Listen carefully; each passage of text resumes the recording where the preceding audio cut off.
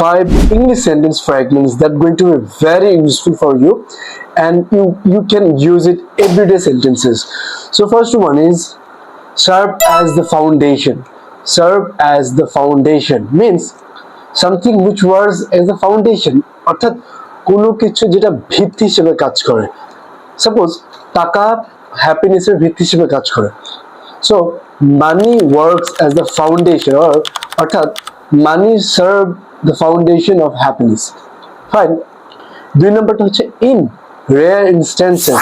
In rare instances অর্থাৎ যেই খুব মানে বিরল উদাহরণে, suppose in rare instances people drink so much and don't get drunk, অর্থাৎ এরকম খুবই কম হয় যেখানে মানুষ খুবই মদ পান করে বাট ড্রাঙ্ক হয় না।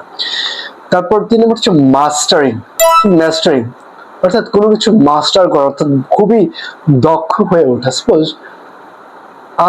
mastering all the skills of Microsoft, you can ace in corporate level, অর্থাৎ এক্সেল মাইক্রোসফটের সব স্কিলস থাকলে আপনি কর্পোরেট লেভেলে একেবারে দারুণ করবেন।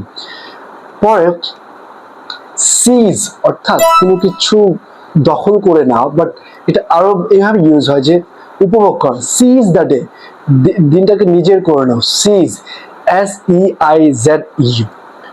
তারপর ব্লেন্ড অফ সামথিং অর্থাৎ কোনো কিছু mix, like a player Virat Kohli is a blend of aggressiveness and calmness, like the both thing, he has the both things, so blend of something. And also there is innate something which is like always there, shohojat, so it's an innate character of myself that I do this, like amar eta khubই natural. So these are the things that you should remember. Bye.